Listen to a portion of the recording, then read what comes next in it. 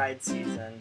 The time when us homosexuals frolic through the streets, shoving our idealisms down your throat, and trying to convert your children. At least that's what I read in my copy of the Homosexual Agenda. And on Facebook. And everywhere else. Normally, I don't really ever discuss homophobia because of my crippling fear that air on the planet is going to run scars, and I don't really want to waste my breath.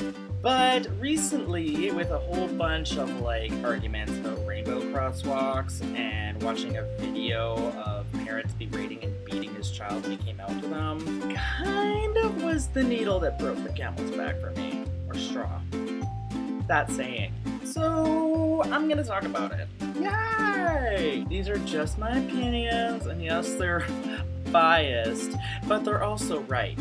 A phrase I hear a lot of the time is, I'm only kind of homophobic. Really? That's a thing. It's not really a gray area, buddy. What does that even mean? I don't like gays, but I only kind of condone the beating and murder of them. Oh, well, that's cool then. Let's be friends. Let's go get a beer. No homo. Pretty much the conversation from then on is gonna be smiling and nodding until you go away. Bye now. Bye. Okay, yeah. High five. Alright, bump it, and that's now. Okay. Yeah, for sure. Peace, bro. Which leads me into my next point. Can we please stop saying homophobic?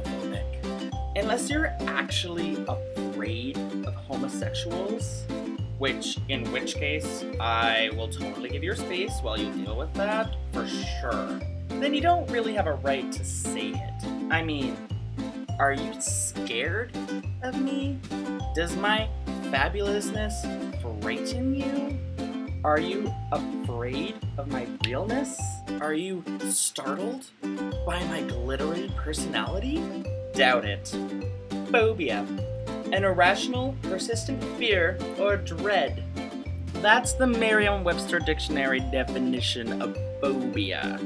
I could see kind of how people would be like, oh, well, I dread them. You don't dread homosexuals. Dreading is when you dread cancer, or you dread making contact in the ground when you're in free fall and your parachute won't let out. That's dread. I can totally understand, not being into the sex part. Absolutely. Personally, I think if someone wanted to shit on my chest, it would be pretty gross.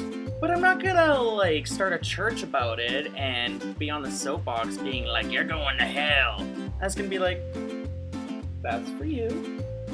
Not so much for me. Because if you're truly homophobic, then you have an irrational, persistent fear or dread of the person you keep on calling a pansy faggot. That makes sense. Luckily, unlike homosexuality, there is a cure for homo-ignorancy, or as I like to call it, homo-stupid. It's called educating yourself. Consider, just for a moment, that you might be in the wrong here. It's really easy to get defensive and wanna, project your hate onto others. That's what makes the world go round, baby. Controversy. But you know what makes the world turn even faster and more efficiently? Love. Because here's the serious part of my video. If you're around people who cannot love you enough to accept who you are and who you were born and meant to be, you need to cut them out. There is no excuse for being berated, humiliated, and beaten by the people in your life that are supposed to love and care for you. That goes for friends, family, and especially parents. If my parents ever said to me, quit being gay or get out, I wouldn't give it a moment's thought. I would cut them out until they realized they were wrong. Oh, Paul, that's really easy to say, but if you were in this situation, it'd probably be different. No, that's not easy to say. I love my parents a lot.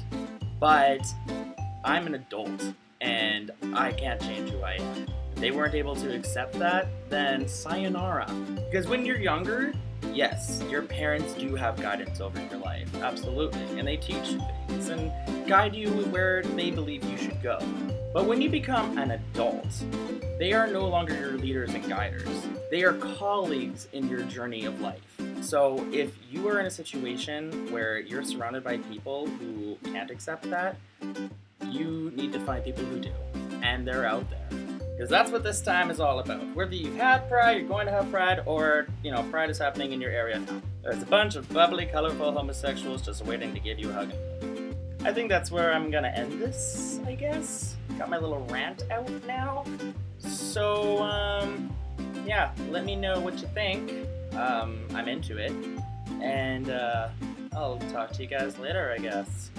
Bye!